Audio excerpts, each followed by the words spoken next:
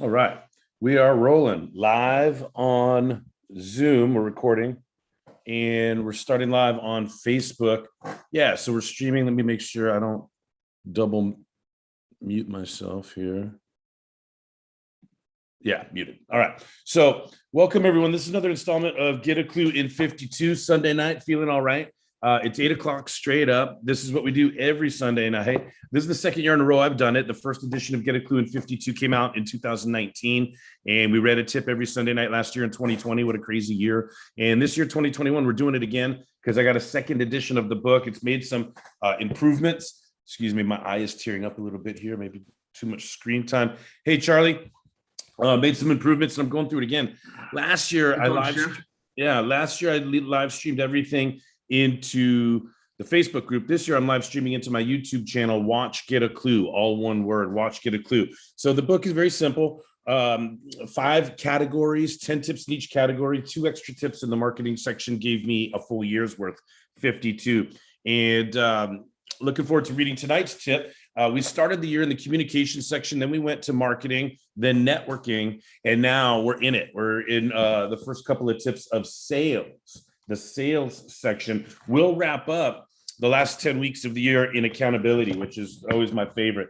The ordering of the categories showed up differently in version 2, but accountability still was the stretch run. We still ended on accountability. A couple more tips left in sales before we get to accountability a couple weeks from now. And if you have the book with you, we're going to review the tips that we've covered in sales so far, starting on page 8081 in your program, in the book. All right. I've always said, by the way, that sales is a 5-letter word, not a 4-letter word. And some people treat sales like a 4-letter word, or the process of it is something dirty, nasty, etc. It's not. It's only when people do it poorly and fail to build their skills, their professionalism, their ethics, their values, understandings of human behavior. If they don't weave those things into their sales process, it's going to seem a little dirty. All right, here we go. Tip number 1 was build rapport. It's more than just noticing something on somebody's desk and saying, oh yeah, me too. It's taking time, it's effort, it's work, it's excellent question asking, excellent listening skills, knowing what you're listening for, and then the grace to build rapport on that. And the destination is for the other person to feel like you're on the same page with them, that they know, or they get a sense that you know who you're talking to, that you understand who they are, what they want, why they want it, and so forth. And that's, gets into tip number 2 is diagnose, right? Those things. Who am I dealing with? Am I dealing with an introvert, an extrovert, an analytical, or an emotive? An empath? Am I dealing with a technician, a manager, an entrepreneur? Am I dealing with a technician? Am I dealing with an like an idealist or an idea creator? Those things are different. And then what's the context? What are the context clues? And then, of course, getting to that point where you have agreement. Do they agree when you say, well, it sounds to me like you want this, and the reason you want it is this, and you might want it for this reason and that reason too, and you want it bad enough to do something about it, yeah? And if they agree with you, then you're in good shape moving forward. That's a person that you should present a solution to, the person that is ready to hear one and believes that you understand why they need to hear one. I digress.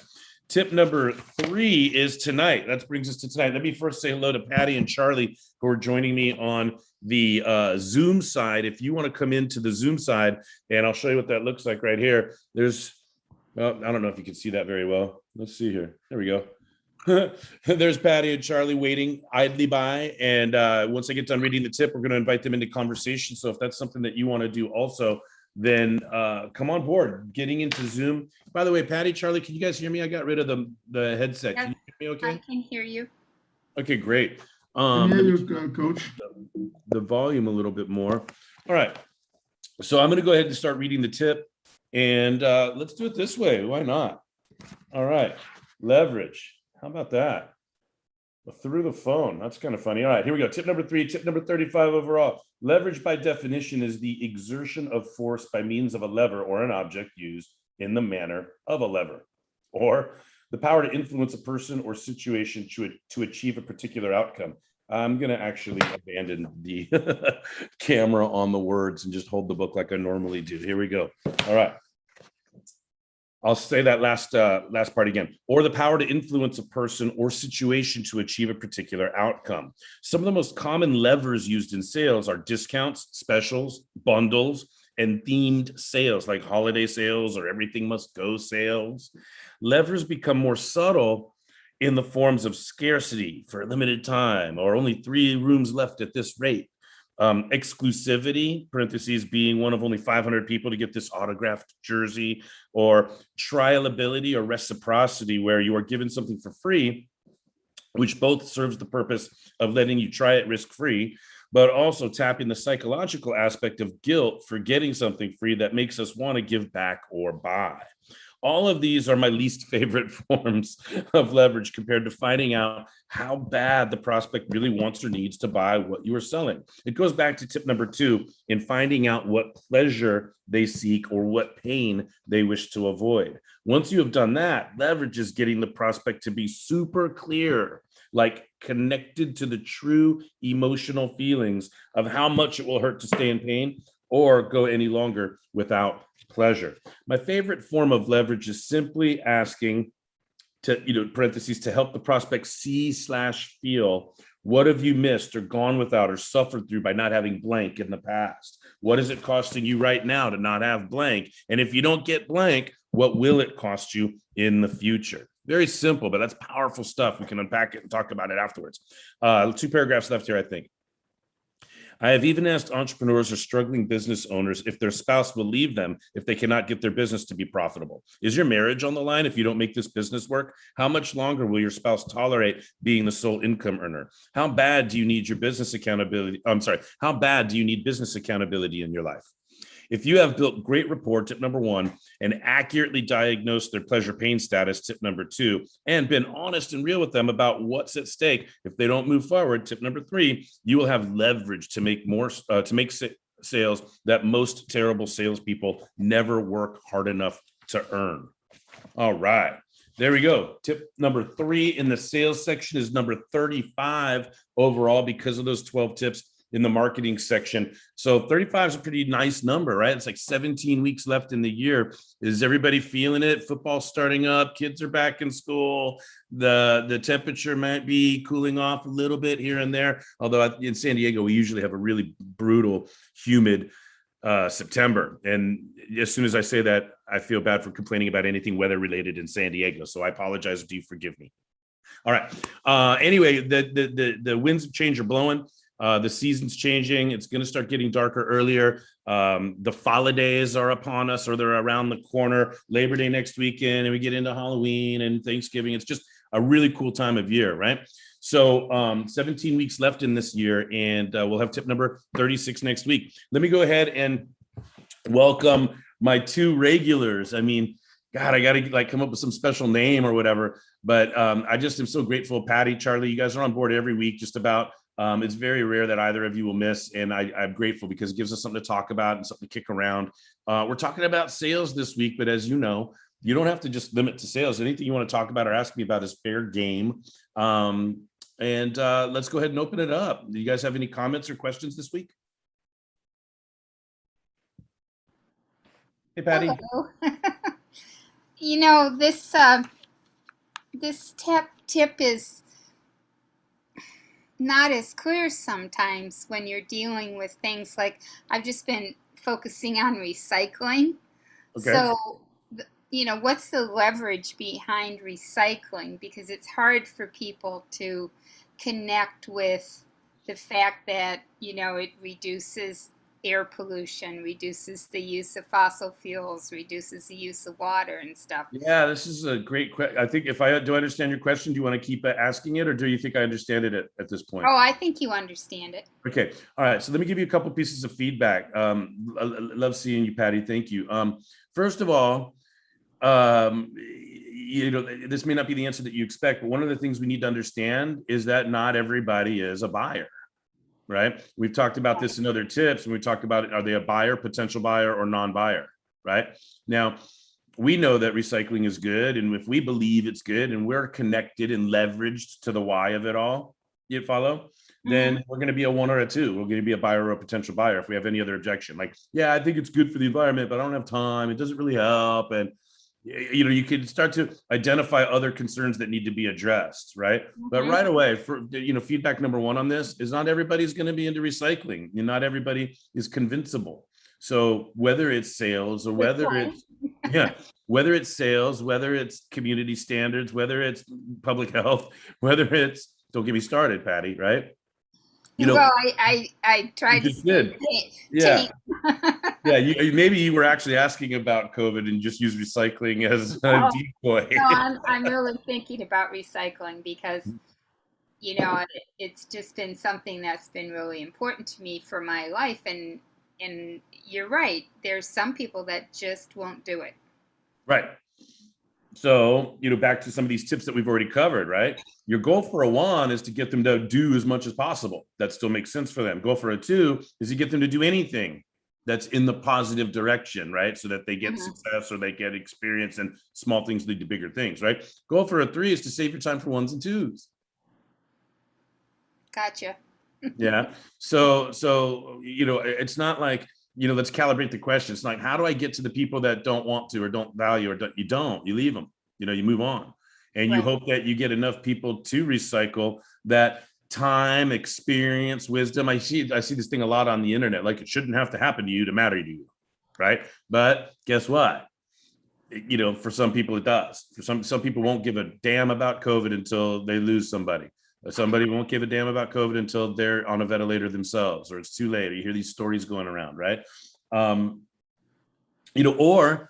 not that they don't care, but maybe there's other things that they just really care about as much or more. So if you got to be fair, if somebody cares about liberty and freedom, and that's their belief, and they think, hey, we got rid of England for a reason, to be a free country, and we've been battling that battle ever since we started. When are we finally going to be free to do what we want? Well, isn't it a neat debate? I don't think there's a clean answer on it. You follow? But if people are really passionate about that, like sons or daughters or granddaughters of revolutions and stuff like that, right? People that have ties to, that's a classic debate. My son is in AP US history right now, and I'm reading, listening to an audiobook that he's supposed to read for one of his classes. And it's just fascinating to me how we're a big contradiction. We're a series of contradictions. It's right. Not, America. Anyway, so it's not like, how do you convince somebody that doesn't get it yet, right? Other ways to do it. You lead by example. You really convince the people that do. You follow? Yes. Right. Now, I'll give you another answer that you may not have expected. Are you ready? I didn't have any expectations when I asked the question. Okay. I may not have expected to come up with this, but I think it deserves offering. Okay. Okay. Patty. Your smile is so beautifully bright tonight, by the way. I got to mention that. Charlie's getting ready to come on board and agree with me on that one. Now, listen, here we go. I studied, are you ready? And you can see it over there on my shelf. My master's thesis, right, was on, are you ready for this? A mouthful: perceived attributes and projected rate of adoption for online courses among students. What was that all about? Well, I was basically trying to figure out, what is it about an online course that will determine whether it's adopted or rejected? Does that make sense? So back at the time when I wrote the thesis, 1998, the internet was coming around, right? And we could, oh my God, we could send audio, we could send video. It seems to me like the internet's soon going to be able to replace the classroom environment entirely. I wonder if students are going to want that. Let's do a research. That was my thesis. Okay, now everything's online, right? Isn't that amazing? I get chills. I was a little ahead of the time, Patty. Anyway, by the way, my professor at the time, my Maury, director of the School of Communication, I told him my idea for the thesis. And he said, Jeff, that's great, but we could only give you 1 degree. In other words, I had articulated at least 2 or 3 studies worth of vision around it. So I actually got my buddy Chad, who's a DJ in Pensacola, Florida, Cat Country, Pensacola, Florida right now. He's like really successful, really good dude. Chad DeFerrari, shout out Chad if you're listening. I went to him, who he wanted to do a thesis. He didn't want to test out and do comps, but he wasn't really an academic as much as a techie guy, radio technology, right? But he wanted that master's degree and he wanted to do a thesis, but he didn't know what he wanted to do yet. So I said, hey man, how about you operationalize the variables that I can then use in my study? He's like, huh? So he did survey research and we operationalized the variables for an online course that I then, as soon as his thing was published, then I could get into my study, right? Because it was there, it was documented. It was a research study that was conducted. All right, all of that's background to say this. Are you ready? The literature we were consulting, the main proponent of the literature, it's called Diffusion of Innovations. research by Everett Rogers. Can't believe I remembered his name after all these years. Are you ready? Everett Rogers. This isn't like Eat That Frog or the E-Myth. This is like an academic book. Diffusion of Innovations. Last name Rogers. Diffusion of Innovations. Okay. Mm-hmm. And the whole book, like his life's work, is dedicated to studying what are the factors that determine whether or not the members of a population will adopt or reject a new idea. Okay, whether it's a product, a service, a movement, you follow. So if I route my answer through that material, okay, I'm going to share with you some variables mm-hmm. that you want to make observable, or you want to make, you want to bring out these things in recycling so that it increases rate of adoption. Mm-hmm. Okay, so we've seen some of these things in some of the programs if we pay attention. But in no particular order, there are 5 attributes of an innovation that relate to rate of adoption. 4 of them are positively related and 1 of them negative. Okay, so first of all, the negatively related, perceived complexity. Mm-hmm. If anybody perceives recycling, in this case, to be complex in any way, shape, or form, it's going to dive down. So how can we make it simple? How can we make it, okay? Now the 4 variables that are positively related to adoption. Number 1, observability. Is recycling observable? Can other people see others doing it? You follow? Right, that's 1. Like, I remember cell phones. I didn't want a cell phone until I saw somebody broken down on the side of the road on a cell phone instead of having to walk to the call box. I'm like, oh, maybe it's good to get a cell phone. I observed it. Does that make sense? I observed somebody using it successfully. Mm-hmm. That made me want one. Next is, like I talked about in the book, isn't this interesting? Tie back, trialability. Can I try this risk-free? Can I interact with this without any harm to myself? Can I give it a go? Mm-hmm. Is there a money-back guarantee? Is there no strings attached? Is there a free sample? Is there, how can I try it? Does that make sense? A third one is relative advantage. And I think this is one where, this is going to be a tough one when it comes to recycling, but people need to perceive that it poses a relative advantage over not what science says, but over their lifestyle, like over a relative advantage over how they were doing things before, right? I used to just throw it out the window. I used to just throw it in the trash. Now I got to hang on to it, rinse it out, put it in a thing. Is that an advantage for me? And, I think that's a tough nut to crack when it comes to recycling, because people are, human beings are lazy and expeditious, like expedient creatures, right? We want efficiency. So, and then the fourth one is,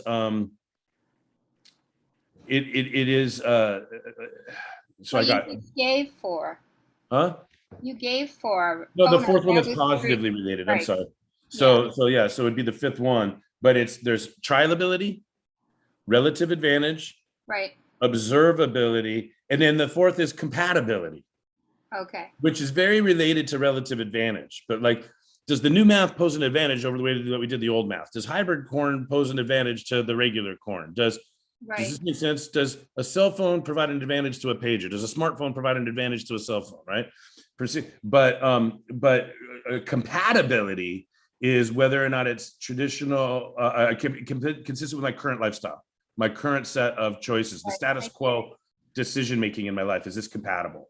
Like COVID and going to Zoom, it was totally compatible. I didn't have any resistance. I did a Zoom the other day with somebody that was like, oh, I got to learn sometime, right? And a former client of mine she's still a client. I'm still on retainer with her. She's a pharmacist. She's wonderful. Shout out to Christine if she's watching or listening. But she said, I'm like, hey, let's do a Zoom. Let's get on a Zoom, and she's like, well, I remember seeing it. Got to learn sometime. I'm like, oh my God. So I'm like, it's so easy. Just click this link. And I without knowing it, I'm building in, these traits. Does this make sense? Yeah. Like, okay. And I offered, hey, call me by phone as you're logging on. I can hold your hand as we're walking through. But for me, I didn't have any problems adopting Zoom. I'd already been using it since 2014. But here we are, almost 2022, and some people are still resisting it, right? As an innovation to Skype or traditional phone calls, etc. So like, wow, what a big answer, right? But you appreciate that? Yeah, I do. It's interesting that, like you said, one negative and four positives when we know people are more motivated away from the getting out of pain rather than moving with Yeah. We know that pleasure. people are more motivated away from pain than towards pleasure. So we have to, that's why I think it's, it was interesting in my study. The younger people, the 18, 19, 20-year-olds, they didn't perceive online courses as complex, but they're like, wait, I'm in college. I want to be seen. I want to socialize. I want to, you know what I mean? I want to meet people and look at people. I want to be in class. You follow? Mm-hmm. The older people were more technophobic. They perceived it as entirely complex to do an online course, but it was compatible with their lifestyle, working full time, living 10 or more miles away from campus, etc. So my hypotheses of my study were disconfirmed, which is what academics get excited about. Like when the hypotheses are disconfirmed, we might have learned something about the innovation or about the theory, right? That was a fun thing in my study. It would be interesting to flesh it out, and I wouldn't be surprised of people that have really been proponents of recycling programs and promoting reduce, reuse, recycle know these things and have tried to build some of these things into the campaign. I think tough nuts to crack are the laziness of the human condition, the expedient factor, and then also. Well, I think it's hard to put intangible the fact that it reduces pollution, that it keeps us healthier, right? Yeah. All those things are very intangible, so it's hard to. That's the question. How do we make it more tangible?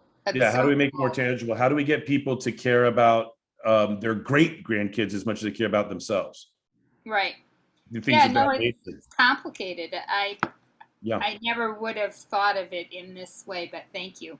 Yeah. Oh, awesome. And it's interesting. So like when you're doing your own personal endeavors, you can imagine how you're building these attributes or getting people aware of these things in your dialogue and your discourse in the events or activities or demonstrations that you set up. You can build these qualities or enliven or highlight these attributes in the direction that you want.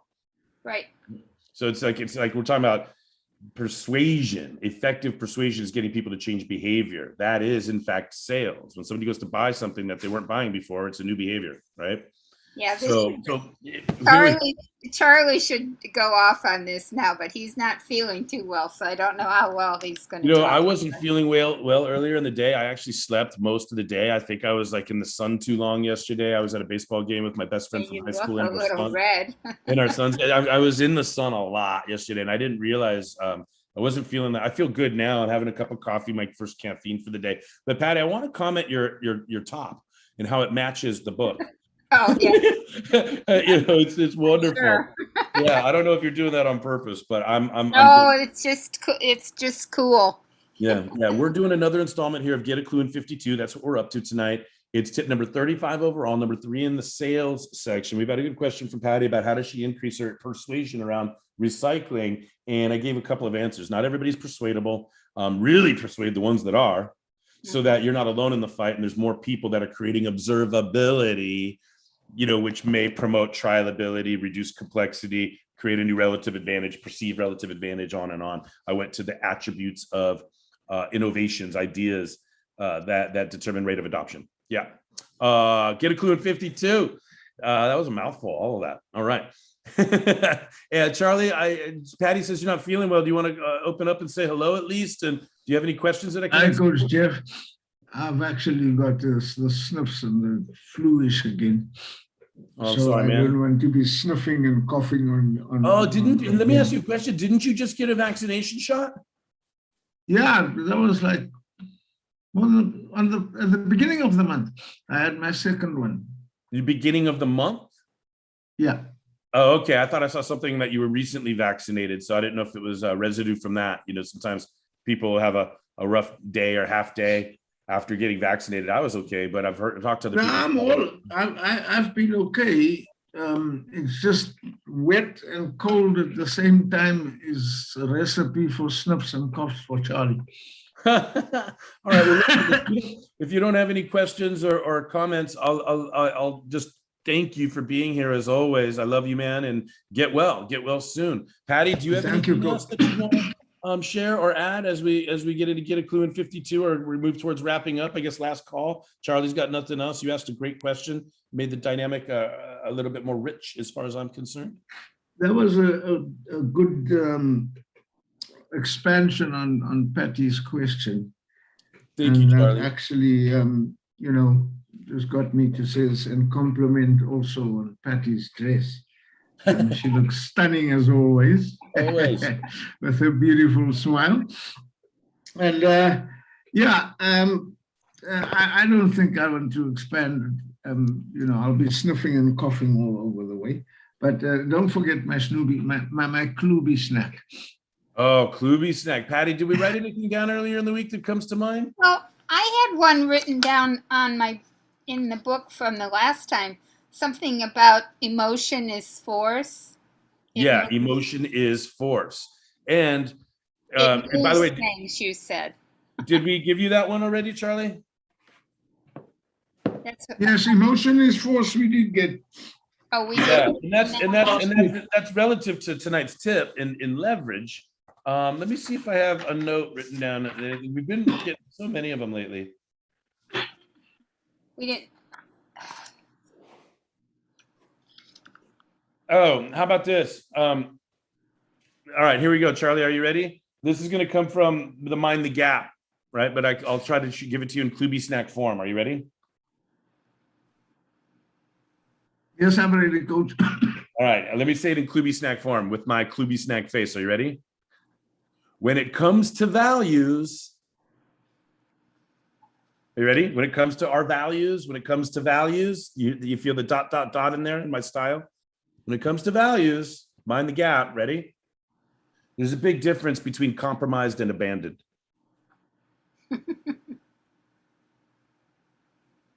Mind the gap.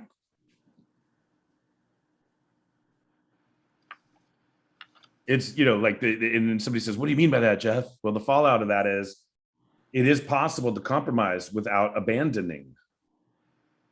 And that's the essence of negotiation and diplomacy and all kinds of other things. Are you guys with me on that? How's that one, Charlie? That one's great, Coach Jeff. And, what comes to mind is,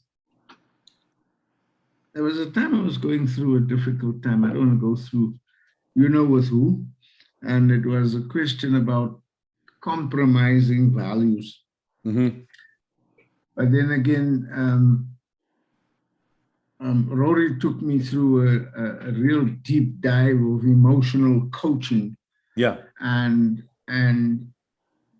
where I realized, and he did mention, what you need to realize, you did not abandon your values, mm-hmm. but you compromised it for the better good.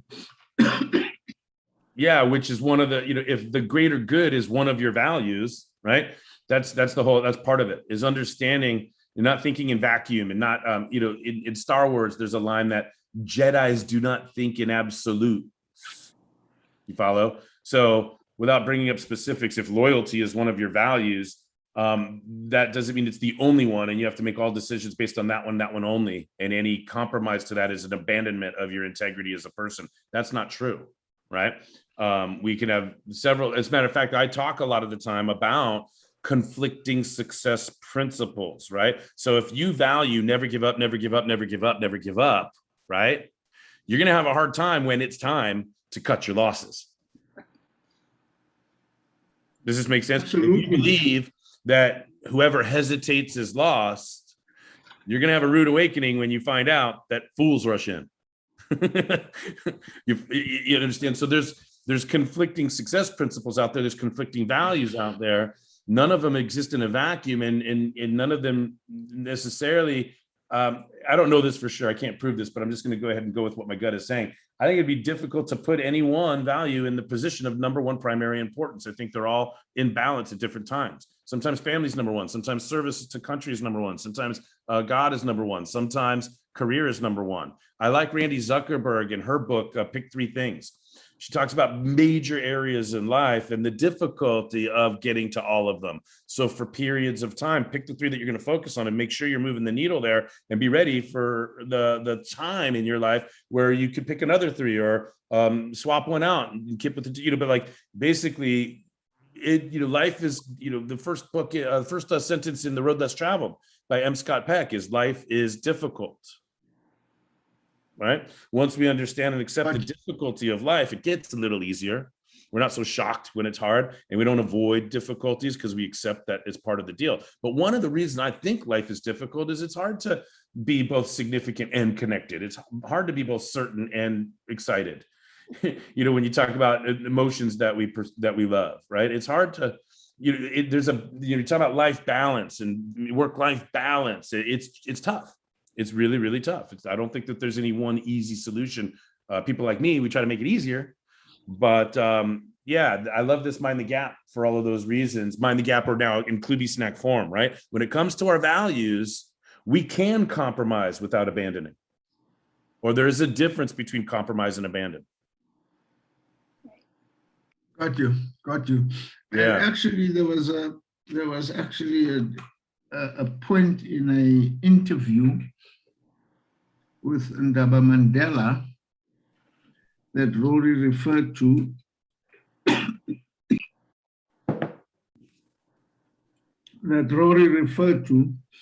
And he actually said a lot of what he said had gone over people's heads. And we actually broke down whether Nelson Mandela compromised on his values of not wanting to become the president, but then he had reasons and conditions to do so. Yeah, it's when you go, you go up and you take a pluralistic approach, a holistic approach. You want to see the whole field before calling a play rather than just looking at one part of the field, that type of thing. The maturity to recognize that things are complex, things aren't simple. Especially the most difficult decision, the most, it's even in comic books, with great power comes great responsibility, right? And inherent in all of that is the complexity to balance individual needs versus greater good, conflicting success principles, the needs of diplomacy, compromise, etc. Where does that show up? Sometimes it's just like, no, I'm not compromising on this. I've been there in my life. There's things where I'm just absolute no, hard stop, deal breaker. No, I'm not. This is not something I'm even going to compromise on. Any of this is okay, but not this, right? And you gotta do the soul searching and be ready to be aware of what really matters. And anyway, there's so much more that we could say about that. It could be a tip in and of itself in a 3rd edition of the book, right? Or maybe I do a book that's all just Mind the Gaps. Hey, that would be a good one. But tonight we're doing Get a Klu in 52, and as always, we're happy to indulge you with a Klubi snack. Patty, by the way, for those of you that are wondering, why do I always lean on Patty for a Klubi snack? It's because Patty is in my group mentoring, and every month we do 3 sessions now where I take my group, students through the content of the integrity game. Engagement, motivation, plus accountability. That's going to equal results. So in those sessions, they're 90-minute sessions. It's a paid service. What we do tonight is free. What we do in group mentoring is paid. It's either $50 a month or $500 for the year. I haven't changed the COVID discount pricing. I think it's worth more than that. We're making a great library of video recordings, and people are getting live coaching. People are getting accountability. People are transforming. And usually at least one, if not more, Klubi snacks emerge organically in those sessions. So that's when I asked Patty to make a note of them.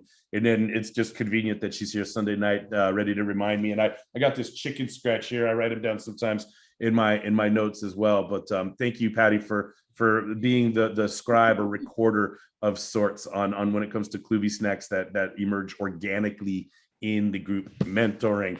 Any other comments, contributions, other than my gratitude to Charlie and Patty and anybody watching a recording of this in the future, or anybody that's out there on Facebook Live? Thanks for tuning in to Get a Klu in 52. We hope that you find this valuable and that you apply any of these tips or any aspect of these tips to success in your life. Anything else before we do last call for tonight? Other than thank you, Coach Jeff, all good. All right. Thank you, Charlie. Thank you, Thank Patty. you. Are you ready to seal it Yep. with a kiss? Feel better, Charlie. Yeah, feel better, my Thank you, friend. Patty. All right, here we go. Mwah. All right. Good night, everyone. See ya. Have a great Have a week. great week. Have a great week, everyone.